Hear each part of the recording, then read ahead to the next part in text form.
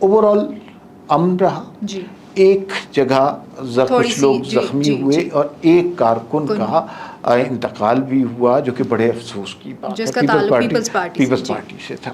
بلاول بھٹو نے چونکہ مظفر آباد میں اپنی کیمپین کرنی ہے، انہوں نے حکومت پر دھاندلی کے چیز بھر کے الزام لگائے اور انہوں نے کچھ لوگوں کو سنایا بھی کہ بھئی آپ ہمارے ساتھ اس طرح نہ کریں، ہماری بات سنیں. مظفر آباد تو نون لیگ کا علاقہ کہلایا جاتا ہے، تو اس کا مطلب ہے کہ وہ مسلم لیگ نون کافی کمفرٹیبل ہے، وہاں کوئی ایسی مشکل نہیں ہوگی. اب 5 اگست کا جلسہ، بھئی یہ اگست کا مہینہ ہے، اگست کا مہینہ پاکستان بننے کا، آزادی پاکستان کا مہینہ ہے، جشن پاکستان منانے کا مہینہ ہے. تو اس موقع پہ بھی آپ نے یہی کرنا ہے. یا تو پھر پنجاب کی قیادت کو باہر نکالیں، وہ کوئی بھی نہیں نکلے گی قیادت باہر. اگر تو نکل جاتی ہے پھر تو ہم چلے کہہ لیتے ہیں کہ شاید کوئی ایسا پوائنٹ. کتنی دفعہ دیکھ لیا نہیں نکلی.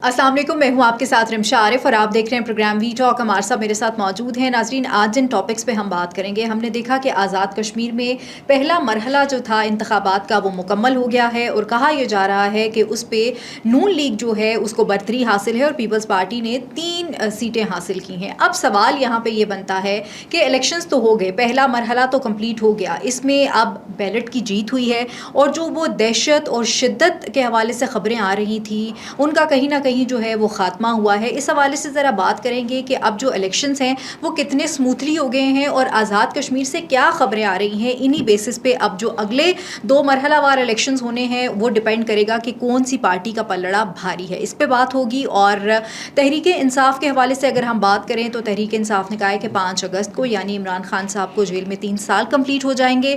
انہوں نے مینار پاکستان پہ ایک جلسہ کرنا ہے اور اس کی اجازت کے لیے سلمان جو تحریک انصاف ہے انہوں نے جا کے ایک درخواست بھی دی ہے. اب دیکھنا یہ ہے کہ وہ جلسہ کر پاتے ہیں اور آگے جو تحریک انصاف کی اسٹریٹجی ہے وہ کیا ہوگی. پروگرام کے آخر میں جا کے بات کریں گے کہ کل رات کہا یہ جا رہا تھا $1 پیٹرول جو ہے وہ سستا ہو گیا ہے. عالمی مارکیٹ میں اگر میں فگرز آپ کو بتاؤں تو وہ $18 جو ہے وہ پیٹرول کم ہوا ہے، لیکن پاکستان میں $1 پیٹرول کیوں سستا ہوا ہے، آخر وجہ کیا ہے، حکومت کس طرح سے آگے چیزوں کو لے کے چلے گی، انہی موضوعات پہ بات ہوگی. ویلکم ٹو دا شو عمار صاحب. اچھا عمار صاحب، ہم نے دیکھا کہ آزاد کشمیر میں الیکشنز کے حوالے سے کہا جا رہا تھا کہ شاید سموتھلی نہ ہو، لیکن پہلا مرحلہ بڑا سموتھلی ہو گیا. نون لیگ کو جو ہے وہ 9 نشستوں پہ برتری حاصل ہے اور پیپلز پارٹی جو ہے وہ 4 نشستوں پہ ہے. اب پیپلز پارٹی کی طرف سے کہا یہ جا رہا تھا کہ نہیں جی دھاندلی ہوئی ہے اور دوبارہ سے ایک حلقے کے اوپر آپ جو ہے وہ دوبارہ الیکشن کروائیں. آپ کیا سمجھتے ہیں کہ جو الیکشن ہوا ہے یہ سموتھلی ہوا ہے؟ اچھا، بہت سارے سوالات ہیں جو کل کے کشمیر کے الیکشن کے حوالے سے لوگوں کے ذہنوں میں، لیکن الیکشن سے پہلے لوگوں کے ذہنوں میں ایک سوال تھا کہ یہ الیکشن نہیں ہو سکے گا کیونکہ کچھ قوتیں کشمیر میں ایسی ہیں جو جمہوریت کے اور جمہوریت کے ہی نہیں ریاست کے بھی خلاف کام کر رہی ہیں. ان کی آواز، ان کے لہجے، ان کے نعرے کشمیر کی وادی کے لیے بڑے نامانوس ہیں اور انہوں نے بھرپور کوشش کی کہ کسی طرح یہ الیکشن مؤخر ہو جائیں، ملتوی ہو جائیں. لیکن فیصلہ کرنے والوں نے جو فیصلہ کیا وہ بالکل درست فیصلہ تھا اور اس میں مرحلہ وار الیکشن کا بھی فیصلہ درست تھا.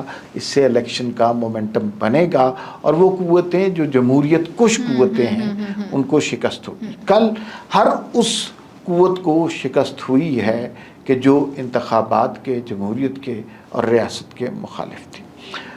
انتخابات کیسے ہوئے؟ اوور آل امن رہا. ایک جگہ کچھ لوگ زخمی ہوئے اور ایک کارکن کا انتقال بھی ہوا جو کہ بڑے افسوس کی بات ہے، پیپلز پارٹی سے تھا. اور باقی تو 13 حلقوں میں انتخابات صحیح ہوئے ہیں اور نون لیگ کی فتح کی توقع تھی اور وہ انہوں نے فتح حاصل کی ہے. اس حساب سے اگر وہ جاتے رہے تو یوں لگتا ہے کہ ان کو سادہ اکثریت مل جائے گی اور وہ پھر اپنی حکومت بغیر کسی سہارے کے بنا لیں گے. ایک عجیب ایلیمنٹ اس میں یہ ہوا کہ پیپلز پارٹی نے جی پی میں سرپرائز دیا، یہاں پر پیپلز پارٹی سرپرائز نہیں دے سکی، حالانکہ لوگوں کو ذہن میں تھا یہ ہے. IPP کے حوالے سے بڑی گفتگو ہو رہی تھی کہ وہ شاید کوئی جادو دکھانے میں کامیاب ہوئے، وہ بھی کوئی کامیاب نہیں ہوئے۔ تو آج رانا ثناء اللہ اور امیر مقام صاحب نے، جو کہ وزیر ہیں امور کشمیر کے، انہوں نے پریس کانفرنس کی، الیکشن میں کامیابی پر شکر ادا کیا۔ ابھی میں خواجہ آصف صاحب کا بھی ایک بیان دیکھ رہا تھا، خواجہ آصف صاحب نے اس بات کو اون کیا کہ ہم نے بڑے مزے سے فتح حاصل کی ہے، اور ہم اپنے، اور یہ خواجہ صاحب نے کہا ہے کہ ہم مسلم لیگ نون اپنے اون پر حکومت بنا سکے گی کشمیر میں۔ جوائنٹ ایکشن کمیٹی کے حوالے سے انہوں نے بڑے سخت الفاظ استعمال کیے ہیں، اور انہوں نے کہا ہے کہ یہ پاکستان مخالف قوتیں ہیں، یہ دشمن کے ایجنڈے پہ بھارتی فنڈنگ سے چلنے والے لوگ ہیں۔ تو اس معاملے میں خواجہ صاحب کا بیان بہت کلیئر ہے۔ اب اگلا آج بلاول بھٹو نے بھی مظفر آباد میں، جی، اور ظاہر ہے اگلا مرحلہ مظفر آباد میں، لیکن صرف مظفر آباد میں نہیں ہے، 12 سیٹوں کا انتخاب پاکستان میں بھی ہے۔ تو اس سے اصل میں صورتحال بالکل ہی واضح ہو جائے گی۔ پھر پونچھ کے الیکشن پروانے ہوں گے، لیکن وہ اتنے زیادہ ریلیونٹ رہیں گے نہیں۔ تو بلاول بھٹو نے چونکہ مظفر آباد میں اپنی کیمپین کرنی ہے، انہوں نے حکومت پر دھاندلی کے چیز بھر کے الزام لگائے، اور انہوں نے کچھ لوگوں کو سنایا بھی کہ بھئی آپ ہمارے ساتھ اس طرح نہ کریں، ہماری بات سنیں۔ اور بلاول بھٹو کو میڈیا نے بڑی کوریج دی ہے، لائیو سنایا ہے، اور بڑی اچھی تقریر کرنے لگ گئے ہیں بلاول بھٹو۔ اچھا، مجھے یوں لگتا ہے کہ یہ جو پولیٹیکل ایکٹیویٹی ہے، اس کو جان بوجھ کر بھی زیادہ بڑھا چڑھا کے دکھایا جا رہا ہے، ورنہ کشمیر میں الیکشن ہوتے تھے اتنا بڑا واقعہ نہیں ہوتا، لیکن چونکہ ایک وہاں پہ ایلیمنٹ جوائنٹ ایکشن کمیٹی کا موجود ہے جو جمہوریت، ریاست، سیاست پر یقین نہیں رکھتا، تو اس لیے ہمیں دکھانا ضروری ہے، بتانا ضروری ہے کہ یہاں پر سیاسی جماعتیں سیاست کر رہی ہیں، الیکشن لڑ رہی ہیں، الیکشن کا ہنگامہ ہے، لوگ کارکن سرگرم ہیں، تو یہ چیزیں اچھی ہیں، یہ نیگیٹو نہیں ہے۔ بلاول بھٹو نے تنقید کی ہے، ان کا حق بنتا تھا، اور نون لیگ نے اپنی کامیابی پہ جشن منایا، ان کا بھی حق بنتا تھا۔ اچھا عمار صاحب، وہ تو کشمیر کی عوام نے جمہوریت کے حق میں فیصلہ دے دیا، ہم نے میر پور میں دیکھ لیا۔ اب کچھ لوگ یہ بھی سوال کر رہے ہیں کہ ووٹر ٹرن آؤٹ جو ہے وہ بہت کم رہا۔ اب کم اس طرح سے رہا، میں کشمیر کے ایک صحافی ہیں ان کو سن رہی تھی، انہوں نے یہ کہا کہ جو شہری علاقے ہیں وہاں پہ ووٹر ٹرن آؤٹ تھوڑا کم رہا، لیکن جو دیہی علاقے ہیں وہاں تو لوگ بہت نکلے اور انہوں نے جو ہے وہ ووٹ دیا ہے۔ تو اس کا تو مطلب یہی ہے کہ لوگوں میں تو اویئرنیس تو ہے، لوگ جا تو رہے ہیں۔ تو اور ادھر سے اب جو اگلا مرحلہ ہونا ہے وہاں پہ مظفر آباد میں، وہ بھی پھر ہم اسی بیسس پہ ایک بنا لیں کہ نون لیگ کو وہاں پہ بھی برتری حاصل ہو سکتی ہے۔ دو باتیں آپ کر رہی ہیں، ایک تو یہ ٹرن آؤٹ کی بات کر رہی ہیں، دوسرا مسلم لیگ کے لیے امکانات کی بات کریں۔ الیکشن کا مومنٹم بنتا ہے، یہ جو پہلا مرحلہ ہوا ہے نا، چونکہ یہ مرحلہ وار الیکشن ہے اور پاکستان کی تاریخ میں شاید پہلی دفعہ اس طرح ہو رہے ہیں، تو دوسرے مرحلے میں آپ دیکھیے گا ٹرن آؤٹ زیادہ ہوگا، مومنٹم بن چکا ہوگا۔ تیسرے مرحلے میں توقع ہونی چاہیے اس سے زیادہ۔ دوسری بات، نون لیگ کے حوالے سے تو چیزیں بہت واضح ہے کہ 9 سیٹیں اگر بڑا نمبر ہے، اور اگر یہ جو مہاجرین کی سیٹیں اس میں بھی نون لیگ کا پلہ بھاری رہے گا، اور مظفر آباد تو نون لیگ کا علاقہ کہلایا جاتا ہے، تو اس کا مطلب ہے کہ وہ مسلم لیگ نون کافی کمفرٹیبل ہے، وہاں کوئی ایسی مشکل نہیں ہوگی۔ کچھ لوگوں نے جو مسلم لیگ نون کے صدر ہیں شاہ غلام قادر، ان کو جو ہے وزیر اعظم بننے کی پیشگی مبارکبادیں بھی دے دی ہیں۔ اچھا، یہ بڑی خبر دے رہے ہیں آپ۔ البتہ بیلٹ کی طاقت تھی، وہ بیلٹ کی طاقت دکھائی، آگے بھی جو ہے وہ اب ہم دیکھتے ہیں کہ کیا ہوگا۔ اچھا عمار صاحب، اب ذرا بات کر لیتے ہیں تحریک انصاف کے حوالے سے۔ ظاہر ہے انہوں نے کشمیر کے الیکشن کا تو بائیکاٹ کیا، لیکن ان کا جو سارا فوکس ہے وہ عمران خان صاحب کی رہائی کے حوالے سے ہے۔ 5 اگست آ رہی ہے، نزدیک ہے، وہ ہمیشہ سے ایک لاہے عمل دیتے ہیں کہ ہم نے خان صاحب کی رہائی کے لیے یہ کرنا ہے، وہ کرنا ہے۔ وہ سہیل آفریدی صاحب نے بھی کہا کہ ہم نے رہائی فورس بنانی ہے۔ اس کے بعد ابھی وہ عدالت کا میں کوئی بیان سن رہی تھی، اس میں بھی انہوں نے دیا کہ کوئی رہائی فورس کا تو کوئی نام و نشان ہی نہیں ہے۔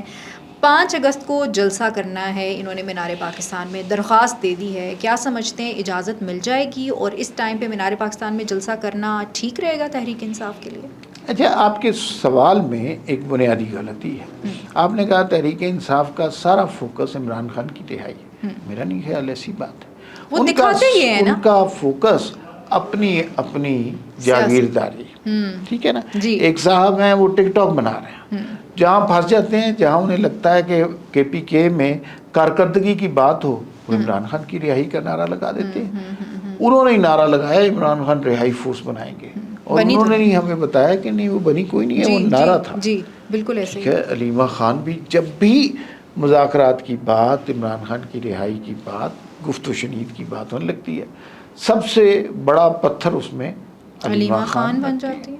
اب 5 اگست کا جلسہ، بھئی یہ اگست کا مہینہ ہے، اگست کا مہینہ پاکستان بننے کا، آزادی پاکستان کا مہینہ ہے، جشن پاکستان منانے کا مہینہ ہے.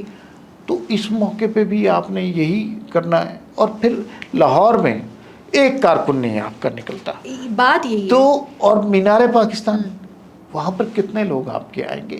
تو ان کی تھوڑے دنوں تک آپ دیکھ لیجئے گا کہ یہ جلسہ نہیں ہوگا، یا پھر یہ کوشش کریں گے کہ انہیں کوئی بہانہ میسر ہو کہ یہ جلسہ نہ کر سکیں کہ نہیں وہ ڈی سی نے اجازت نہیں دی، اس طرح کی کوئی بات کر کے. عزت اس میں انہی کی ہے کہ اگر یہ کہیں کہ جلسہ نہیں ہو رہا، جلسہ اگر کریں گے تو وہاں بندہ نہیں ہوگا. وہ یہی بات ہے، یا تو پھر پنجاب کی قیادت کو باہر نکالیں، وہ کوئی بھی نہیں نکلے گی قیادت باہر. اگر تو نکل جاتی ہے پھر تو ہم چلے کہہ لیتے ہیں کہ شاید کوئی ایسا پوائنٹ. کتنی دفعہ دیکھ لیا نہیں نکلی.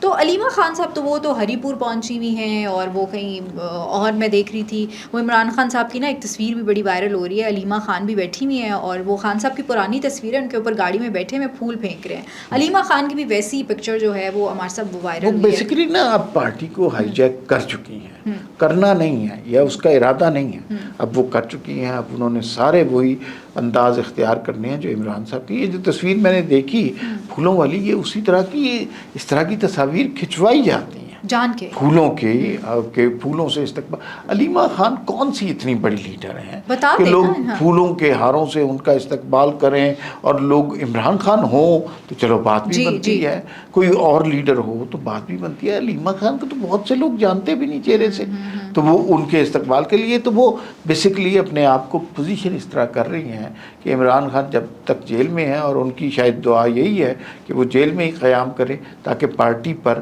قبضہ علیمہ خان کا رہے. تو پھر یہ تو ان کی بھول ہے کہ کارکنان جو ہے وہ ان کے ساتھ ہوں گے. یہ اب کارکنان پہ منحصر ہے، لیکن دھڑے اتنے ہیں نا کہ اب ہر کارکن کی اپنی تحریک انصاف ہے. بس اللہ خیر ہی کرے پھر تحریک انصاف کا.